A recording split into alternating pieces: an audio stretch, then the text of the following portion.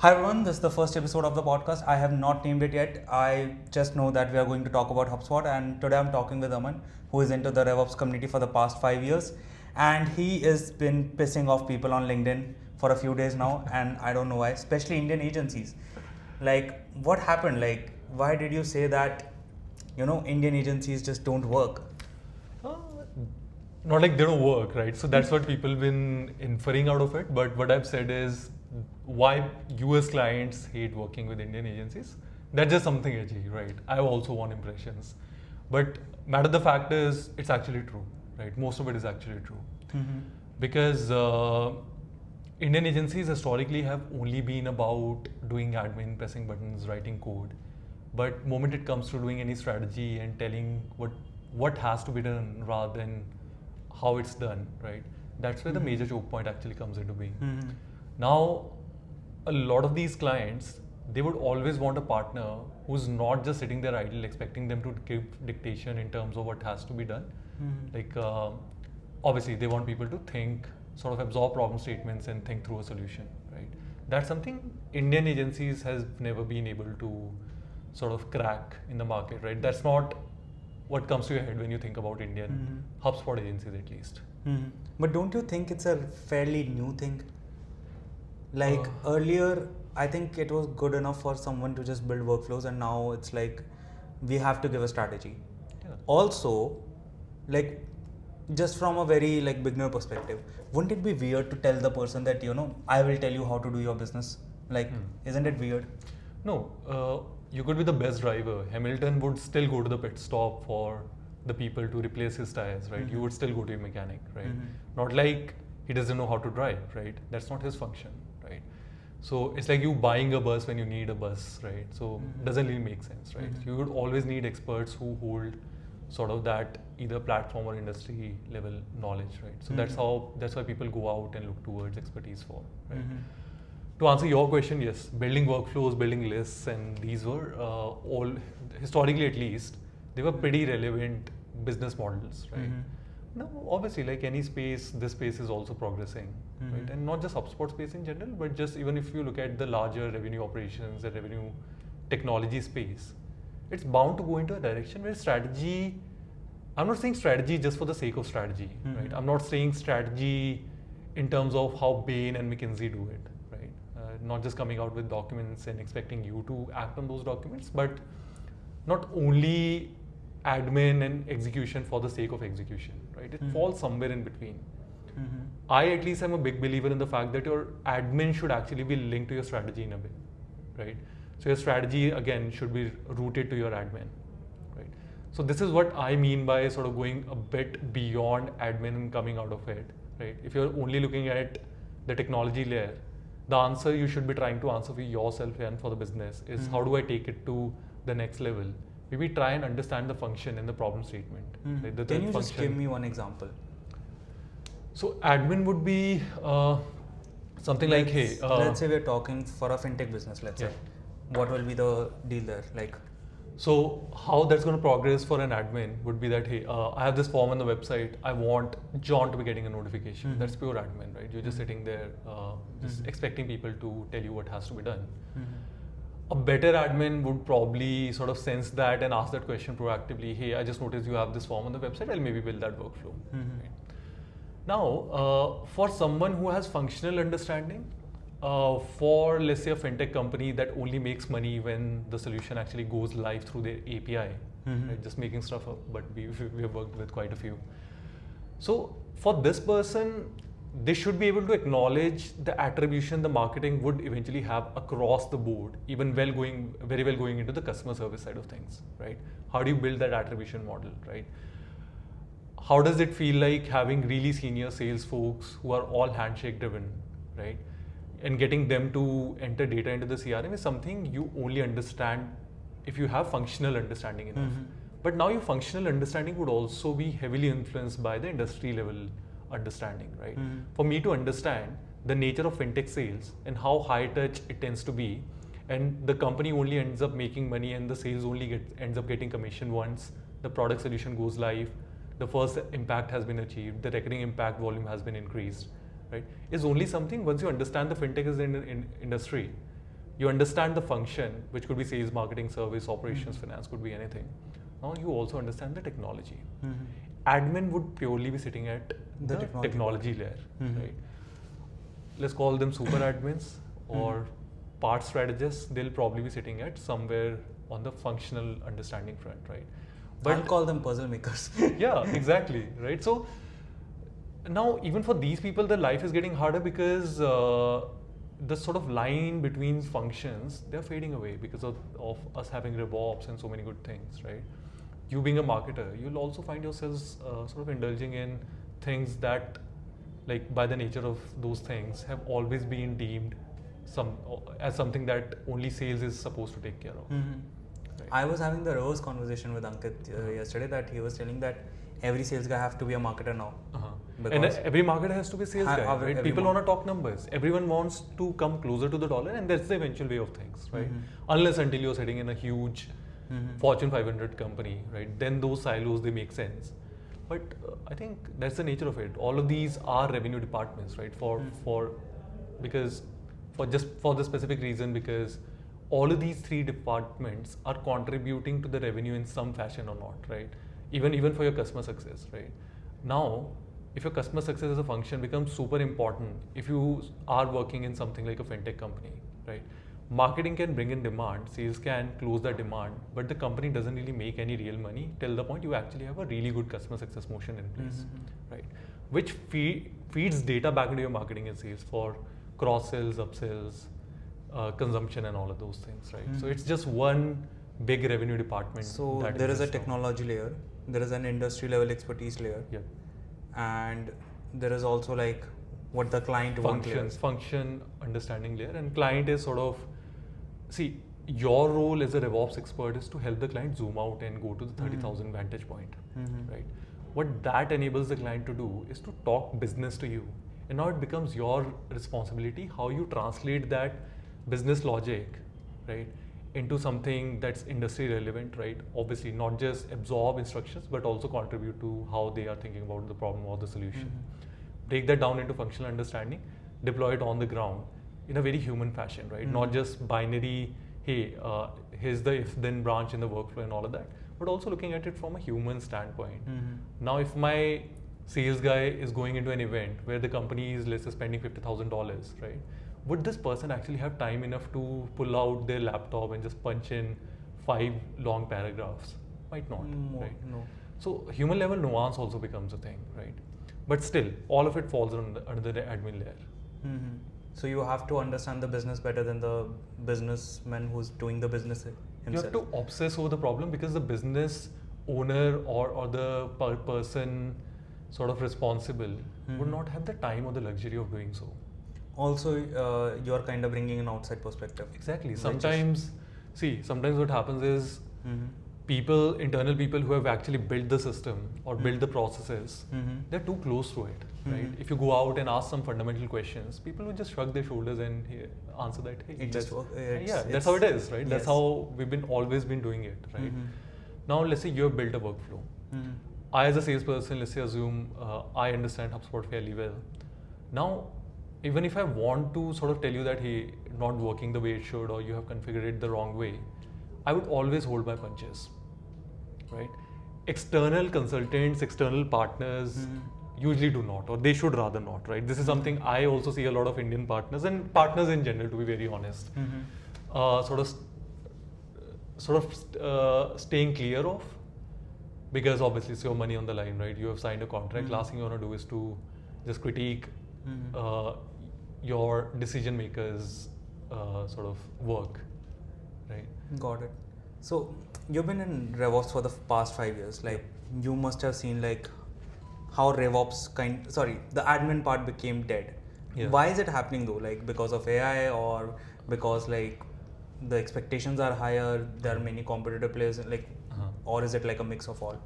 So once it becomes democratized, it gets commoditized, and then it is not a unique thing, right? So if I can templatize a lot of it, I can have an entire floor of people doing the same thing over again. That's solutions getting commoditized, right? Pretty much like your t-shirts getting stitched let's say here in India or in Bangladesh, right, that's getting commoditized, right? Mm-hmm. That dollar trickles down really, really fast, right? And the only party that eventually ends up winning is the party that can offer the least amount of dollar rate on anything, right? That's not a very sustainable business model for anyone unless until you're running scale. Got it. Right. So everyone who started out with HubSpot admin, Yeah. who scaled, is kind of surviving in the market, and who didn't scale kind of died out. See, the technology itself would evolve, right? AI has two components. AI directly getting deployed for the use cases where you are relevant, and AI actually accelerating the technology growth for things where you actually were doing a lot of stuff, right?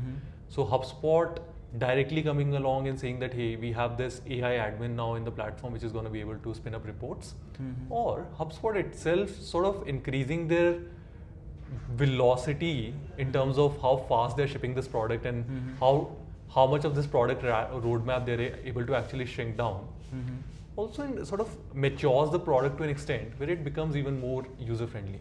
They have a Cloud connector now, they have a ChatGPT connector. I can make list on command, like customer agent is like been taken care of without humans. So yeah, which is a good thing, right? So humans are always going to be in the loop, right? What kind of a loop that is there something technology is helping us answer, right? Technology is going to take away the menial part of it and it's going to enable more of human part of it. So let's say someone is like joining in as a new person in a HubSpot agency or something, and like they have like learned the HubSpot from HubSpot Academy. How do they even like start with the strategy part? Like how do they learn that? So see, treat technology as a means to an end, not the end itself. I see a lot of new folks, new grads coming in and learning HubSpot for the sake of learning HubSpot. HubSpot in itself wouldn't really amount to anything and wouldn't let you even progress your career if that's something you're focusing on, right? Always be asking yourself that question that, hey, although I'm learning these functionalities, these features, all these AI capabilities, what are the unique functional use cases or the industry level problems that I could be solving for using these multiple tools, right? HubSpot isn't just one tool, it's a set of 100 tools sort of brought into one, right? Now, when you start thinking from that perspective and get exposed enough to the market, right? You can't really be sitting in isolation and just sort of arrive at a stage where you can call yourself a strategist. It's a progressive path, right? And you never actually become the strategist who would have all the ready-made answers, right? And that's the beauty of it, right? And this is what clients pay you for, right? So not always the clients would have the expectation that you're going to have a ready-made template or a playbook that you're going to come in and like through magic will be able to sort of fix their revenue processes.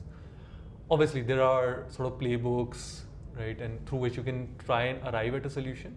But almost always, it's always figuring out, right? That's what clients are paying you for, right? So getting more exposed to different kind of scenarios, more unique kind of scenarios, right? And trying and find solutions to those kind of scenarios is something that can get you trained and get you sort of faster towards the goal of being a strategist. That said, people bash AI a lot, right? It could actually become your best friend in a way where you don't have to treat your AI as just an intern. Why can't you treat it as your client, right? If I want to learn FinTech as an industry, the first obvious thing that I would do is to just go inside my Claude or GPT or whatever and just ask it to act like the CEO or the CMO of this particular company, right? And just try and solve through the problem that the GPT or the Claude can actually come to you with, right? That's actual problem because the training data has actually come from the public forum. So somewhere, someplace, somewhere, some person might have faced that problem already. You're actually solving for that novel problem without you having to actually struggle in a situation where you're working with a client and now you're supposed to deliver within a week. It's a very specific question, but I'm like curious, like let's say there is a client out there who is like too involved in the strategy. He just wants you to do HubSpot admin. He doesn't want like, you give the strategy. Yeah.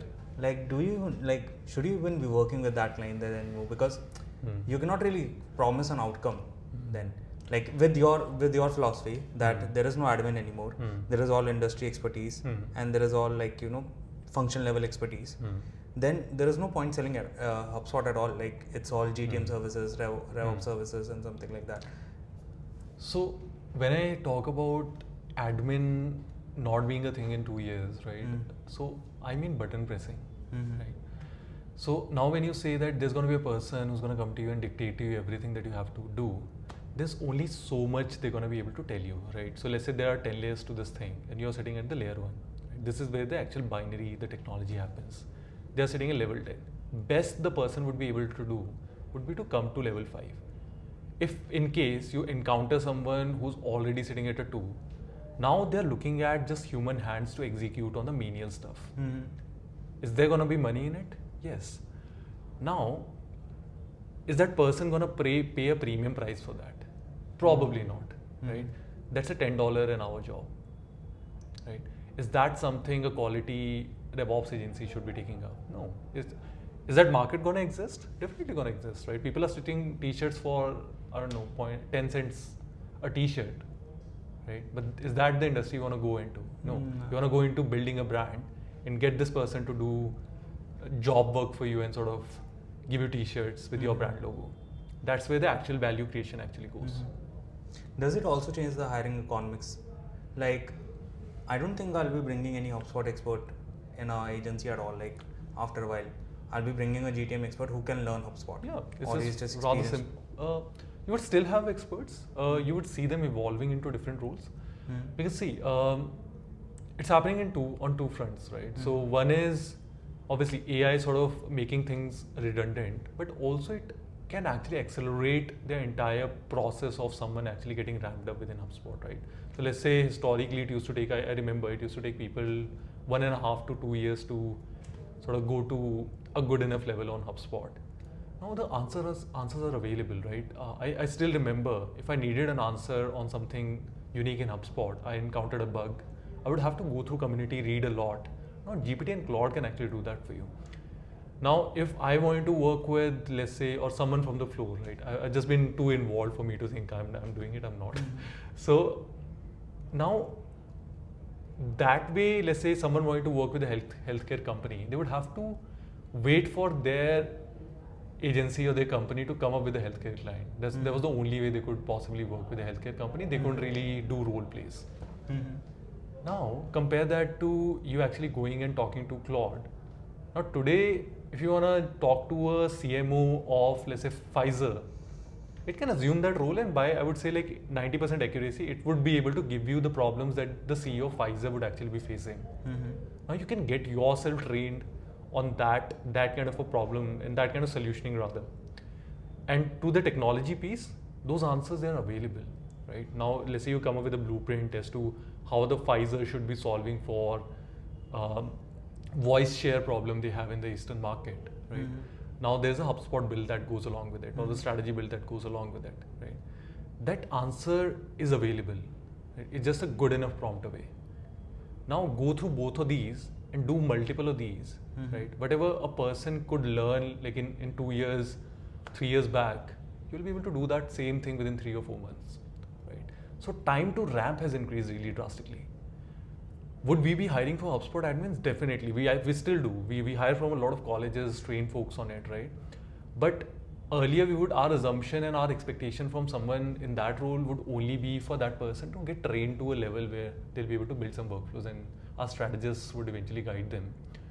But if you look at the quizzes that we have right now, the exercises we are taking them through right now, it's assumed even internally that hey, this person would know how to build a workflow because they can query it, Google it, right? It's just there. Now you don't even have to Google it, right? You can just subjectively sort of talk to it. I'm a WhisperFlow fan, right? Just talk to the thing and you have your answers, right? Now the expectations. They're not sponsoring us. Like WhisperFlow is not sponsoring us. They should give me a free subscription. Maybe I don't know. I've just been. It's cheap in India, but like give me a free one if possible. Yes. Even I want one. See, that's how and for example, for something like WhisperFlow, right? If you look at the size of the team, that thing would not exist 5 years back, 4 years back, right? You would need a huge team for you to have that kind of a model, run that kind of a compute, right? And still be that cheap. That's an illogical sort of platform to build. Right? By the way, the CEO of WhisperFlow started in Delhi only. Yeah. DPS. So there you go, right? So a lot of it is actually becoming solvable now, right? So the entire idea of the problems that are worthy of being solved sort of going away because of AI. I don't buy into it, because see, this thingy, whatever you call it, sitting here, right, is not idle, right? This again can be solved, right? Now, because AI is going to accelerate this entire process of you picking up problem statements and solving them really fast, and solving them without sort of having a floor of 100 people, right, is beautiful. So people are going to pick up really unique, really interesting, really niche things that never sort of got the attention they deserve. Putting it into a coherence narrative. Yeah. I think what we started with is that people needed HubSpot. Yeah. Because they didn't even know how to build workflows and whatnot. So they will go out. So there was cheap labor that used to exist, that still exists, but it has been reducing drastically because of the AI tools and competition, democratization and whatnot. And it's going to happen. Yeah, that's how it has always been, right? So I'll tell you one thing, right? So verifiers or underwriters, right? These used to be like jobs in states. Data entry used to be a job. Data entry used to be a job, right? One of our clients actually have one of the biggest capability centers. I don't call them capability centers, but like centers out of India. They have like, I think 2,000 odd people just punching data into the system. That's an OCR away, right? So is that something someone like should be sort of striving towards? Most of the calls I have with companies now are AI calls. I just realized it. Like last time I had a call with the bank, it was an AI call. Last time I also had one sales call which was AI, and I was immediately put off because I don't think like sales should be put on. It should be good, right? See, sales should not be put on AI. I genuinely think that big ticket sales should not be put on AI. Yes. Yeah. So if I'm looking to get a ticket resolved through Zomato, I actually wish that an AI comes along. Yes. Right? Yes. So, if let's say my car broke down, I don't want to go through an AI, right? Where it's a big ticket investment and the repercussions are big, right? Just for US people, like Zomato is DoorDash for India. Just putting context. But better. It's way better. Dipinder Goyal sponsor us. Yes. Yeah. So see, it's the problems. They were once problems, right? They get solved. People get more efficient at solving them, and then they become cheaper to solve. That's how the world goes, right? Now AI is sort of accelerating this entire cycle. It is, right? So that's the only thing that's happening right now. Are quality RevOps players gonna vanish like this and that? Obviously not. They're probably cutting cakes out there, but yeah. So we should also go back and cut some cakes. So see, it is gonna exist. It's just morphing into something which it would still have otherwise in about 8 years. Now that progression is around 2 years. If they get more compute, it's 1 year. I'm still getting a rough idea of like what the present situation is. I'm not able to see like a future vision. Like no one is. What do I do? Do you think Sam Altman would know what's gonna happen? No, right? There are still too many unknowns, right? You don't know when the next breakthrough is gonna come along, right? Whose model is gonna trump whose? But in this HubSpot slight niche, do we have some idea? Kind of. See, there are two factors to it, right? People have been talking about AI generated CRMs. You can query your way to a CRM. What people can't really see, one is like it hard codes everything, right? You have to query everything every time, right? It's not dependable. I wouldn't want to take my revenue function live with something of that sort. Maybe in about, let's say, 2 years they solve for it, right? I get granular control, security architecture exists and all of that. But what people are discounting is the huge brain machine that HubSpot is powered by. Have you seen how many engineers they have on their team, right? Those engineers, and way too many sales people. But we love them, right? I'm a sales guy, come on. So now imagine all of those people actually using AI to accelerate what HubSpot would have otherwise built in 10 years. Now it's going to be possible in about 2 years, right? So that kind of maturity this platform would eventually going to have, right? And not just HubSpot, across the board, all the platforms. It's just that HubSpot being the platform it is, they've been fairly agile with it. They launch first, this is why there is no competition to like HubSpot in terms of like launching shit. Yeah, so they would launch it, and obviously there are disclaimers, there's beta programs and this and that, but stuff breaks, right? They're fairly agile as a company, right? HubSpot is pretty public in terms of when they're launching stuff, if that's breaking, if an outage happens, right? It's all there, right? But I think people have come to appreciate the humanness of this platform, right? And it's gonna get and go and sort of evolve further, right? So for example, CPQ has been one of the major problems. I hope HubSpot deploys whatever the compute they have available to solve for the CPQ problem, and maybe if it was on the roadmap for, let's say, something similar. We can solve that with an integration if you're facing that. just telling you, I've written the case study.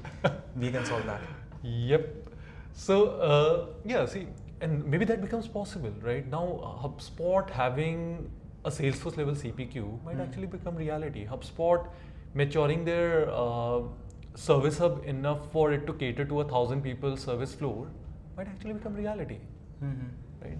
So it's going to add to the complexity and the problems and the novel problems that the platform is solving for. Now people risk aversion, right? And it becomes a motivating factor for people to go out and pay people to do some of the things, because again, people want to get it right the first time. There's a cost of not being able to get it right the first time, right? So that's what people are going to pay for, right? People are going to pay for expertise. Can you maybe fix your watch? You can, with enough time spent on it, right? Would you be willing to spend that time? No, right? Again, if it's fixing, and especially without breaking it. Yeah, exactly, right? And there's a cost to breaking it. So this is how. And see, that's a very mid-market enterprise conversation where people are risk averse. Maybe a smaller company's founder might be able to take that risk. You mentioned enterprise and mid-market accounts. How do you convince them when they are coming with they are asking for a HubSpot ask, which in behind is basically a strategy ask. They are not able to articulate it well. Yeah. How do you push that? So they usually do tend to realize it. Right, so they would always have a problem statement which is very human and which, in theory, and they think that sounds very solvable. Yeah, they'll believe, obviously. That's why they've bought the platform, right? They're hoping actually that it works because they are the ones who are the champion for the platform. Now, it would usually be something very human, right? Hey, my boss didn't like the dashboard that I showed him. I can't trust in these numbers. Go ahead and fix it. But they can't realize there are layers to it, right? The property architecture that you have to fix attribution, data is broken, this and that, and 10 other things. Workflows are killing each other and deleting every other thing. Now that's something you have to sort of tell them and sort of show them, right? But I think people, as long as you understand the problem that they're trying to solve, they're not sort of averse to the idea, or they're not against the idea of you having to sort of overhaul the system if the need be, as long as you have an approach in place. You can't really go there and say that, hey, in order for me to fix for this dashboard, give me 500 hours of production bandwidth and my people are going to fix for it in 3 months possibly. It's usually a progression, right? So it's basically diagnose it and take it to the level where you say that, hey, we're going to have to create properties and here's an SOW. Here are the things we're going to have to possibly do. Get them on the same page, align on what they do. They want the work product to be, and sign it off, right? And that's where a lot of conflicts can actually get resolved before you actually sort of discussing a contract over and saying that, hey, this was so scope creep and this and that. Doesn't really happen if you're aligned early on. So basically, certainty is the antidote to risk-averse client. Yeah. So you can't really say, if you go to a mechanic and they say that your engine check light is on, and now pay me, let's say, $2,000 to fix it. Right? If they tell you that, hey, this piston isn't going the way it should, you're going to have to possibly replace the piston. It's a 5-day job. I'm going to have to call in another expert. Specificity, right? How not too specific, but human enough to be specific. I can't really go to a client and tell them that, hey, the iframe on this is breaking and this is where they would understand it's all alien, right? You possibly sound like a sham, right? Enough for them to understand what lies in the layers underneath, for them to get a glimpse, and you assuring them that, hey, it's fixable. I'm promising, right? I have credentials enough. I'll give you a hint as to how it's fixable, and let's sign it off. Got it. Now I think we're done with the HubSpot admin part. Yeah. Before we shut this off, I would like to know, what are the conversations you're having lately with the other agencies? What are the kind of asks there? AI is the one ask, the number one ask. People know for 2 years. Give me something operationalizing new. AI has been the ask, right? People know it's doable. a lot of partners are promising it, but people are still charging people for, hey, let's figure it out together. Something is possible. Let's just figure it out together and we'll possibly maybe solve for something. That's something at least our partners don't want, right? Obviously, we run the capability center. This is where we work with other partners. And the major anxiety a lot of partners currently have is they understand a lot that AI can do, right? So if you look at it, there are known knowns like, hey, I know HubSpot prospecting agent can actually prospect on your behalf because HubSpot showed me so. Then there are known unknowns that, hey, I understand HubSpot can actually do your research. I've heard it somewhere, but I don't know how to do it. Then there are unknown unknowns, right? Are there agentic or quasi-agentic sort of protocols that can sort of be integrated with my system, right? For it to have agentic capabilities is something people are not even sort of, they know, but it's all there cloudy. Even right? I'm not aware of it. Like, I think I'm only aware of customer agent. That works really well. The prospecting agent, that works really well. It takes a lot of tuning, but it works really well. Yeah. Somewhere close to agentic might be like they have integrated cloud. Yeah. So if they have integrated cloud, then you can just build workflows out of co-work. Like you just have to put in and Correct. It will build it itself. And see, one of the beauties of this platform, HubSpot, is that it has always been sort of open enough for it to ingest data from multiple places, right? No matter what you're using, HubSpot is the home to all the data. Funny part is I don't know all this because of HubSpot. Yeah. I know all of this because of content. Yeah. Like because I was trying cloud cowork and I was like, I made a Miro out of it. Cloud cowork. I just gave it a prompt. It made a proper Miro and I was like surprised. What the hell? I also organized my whole Notion through it. Yeah. Like my Notion was like unorganized for the past 3 years. I just organized it in one prompt, and it was like, okay, this is here. Like AI is here. I was shocked. And then I was reading about HubSpot. Then I got to know, okay, they have a connector. Yeah. The immediate thought was, now I don't have to build workflows anymore. Correct. I just have to give it a use case. Correct. And it will build it. Correct. So I'll tell you something interesting, right? So Ashish today was sitting beside me, right? And he actually suggested that, hey, we need to some workflow he would have to build for a client. The person sitting on the other end actually built a custom coded workflow themselves without knowing how to code. Right? Did that kill us as a business? No. Probably killed that part where Ashish or some junior person would have built that workflow, but still they look towards us to tell them what needs to be done. And if things go south, they have the surety that, hey, there is someone sitting there who will be able to take care of it. Right? That's where the industry is going to progress. Now, another question I get is that, hey, is every agency going to shrink down to 5 people doing consultancy? Definitely not. More people are going to be able to afford RevOps now. Second, there will be more companies as well. Yeah, and then they'll be like, hey, how would we be able to make the kind of money we are doing right now? Because 80% of the money that we are bringing in is actually coming through us doing admin. Admin is not going away. Admin, as it happens right now, would go away. What we call strategy right now possibly is going to become admin. People are going to call that admin, right? Maybe the only strategy that would exist, right? Something that's sort of worthy of being even called strategy is something that's actually linked to the outcome. So outcome as a service, I just coined it, so I'll try to. So outcome as a service is actually going to be strategy. Rest, all of it is admin. Got it. Like could progress either way, right? But this is how I'm looking at it. You should get a copyright for this. Worldview and all of that. You should get a copyright for this. should actually, right? So outcome as a service. That's where the world is eventually going to move, right?